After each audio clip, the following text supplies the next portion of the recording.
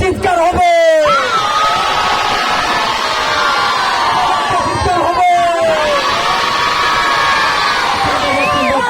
Thank you.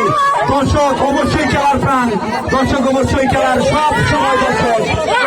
আমি আমার page থেকে আগামী খেলায় যদি আমি এই মাঠে থাকি ইনশাল্লাহ আগামী খেলায় আমি আমার ফুটবল টিভি পেজের পক্ষ থেকে এই মাঠে সেরা দর্শকের জন্য একটি জার্সি উপহার নিয়ে আসবো ইনশাল্লাহ।